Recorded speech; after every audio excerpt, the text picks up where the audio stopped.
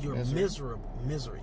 Yeah, it makes you go through life in complete misery because you're in the level of shame. Like, everything's like shame, and you're expressing that to other people, just like, shame on you, you're not doing what's right. Even though none of us really do what's right, and everyone's on the journey. When you're at that lowest level of shame, I would argue gratitude is the highest, but I guess enlightenment is what people call the highest. But when you're in that lowest level of shame, you're like in the exact opposite of everyone win. I want people to be great. You're just in the space where it's like, I'm bad, they're bad. Like, just he lied, he cheated, I hate him, he's disgusting. You feel shame at being yourself. You exert shame to other people for being themselves. You're in the lowest level of just coping. Like, you're not trying to really do anything or like create anything. You're just in this place of just survival, which is understandable for a lot of people, like when you have to be a survivor. But it's still just, when you're in that place, you can't expand, you can't grow, you can't mature. It's why a lot of people get stunted in their growth, and they stay in that, like, let's use an example that like a weird computer guy, creepy jerk, like fucking troll jerk off weirdo that's just like, you don't even know what you're talking about, you fucking cunt whore bitch on the internet and shit. Like, fucking, they're virgins and shit, don't have no fun, their life sucks, and like, they're just in this place of pure shame because they're not really living. That, like, all they can do is judge your way of living. Like, they're coming onto your content, or they're coming into your reality and trying to push that misery onto you.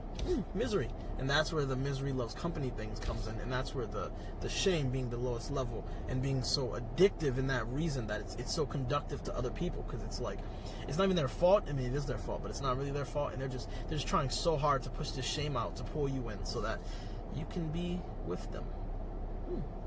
That makes a lot of sense, actually. I like that one. We should definitely do its own video for that. So, but anything you have to say? That was concise. That was smooth.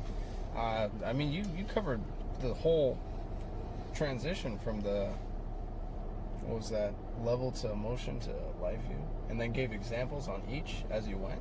That was fire. And then counter examples as well. That was really smooth. That was like under. I didn't need any feedback, bro. I just needed you to give. Oh, if I was to say anything in addition, I mean, with I guess moving forward, trying to come out of shame is to reject any sort of residual victim mentality, any victimhood, anything that seems to have been imposed as a limiting belief from being in that so long. You know, if that's the way you've operated, the way you've gotten by for so long, to be able to accept that you've been wrong, that the skewed view of shame that you had isn't the filter of life that you should be operating with, then, you know, first acknowledge that. Then, once you've acknowledged that, then you can be like, oh, well, I wasn't a victim this whole time. There was nothing that I needed to be worried about. I was just tripping.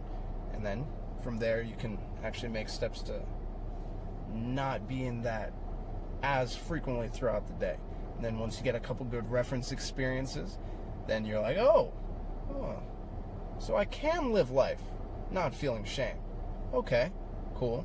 So you've left it behind as a view, accepted that it was wrong, rejected any sort of, oh, well, the poor me who was the victim of the shaming. No, that you is gone now, you know.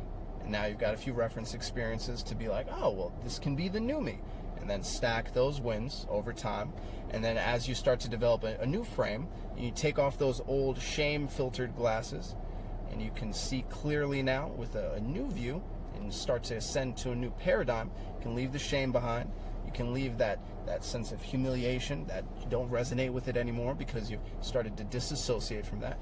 And then, you know, you're not as miserable because you have different focal points. Your focus isn't strictly driven and colored by the shame and the humiliation. And you can actually see, you know, oh, wow, life isn't that bad. I don't have to be miserable all the time. And through those reference experience stacking, then hopefully you'll realize that you don't have to be miserable any of the time.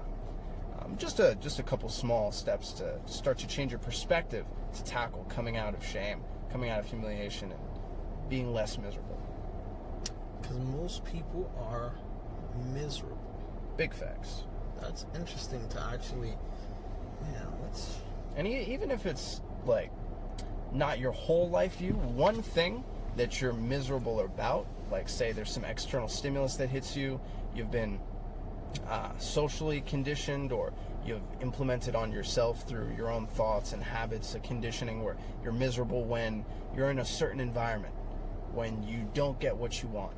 And that may only be a small portion of your day, but training yourself to be able to be that miserable person and accepting it as okay is a form of poison dripping, where, you know, you're like, oh, well, I don't want to let this stuff enter my bubble. You know, I'm going to put up my defense. I'm going to be miserable as I defend myself from this situation that I don't want to be in. And over time, you think, oh, well, I'm not content with it, so I'm not accepting it.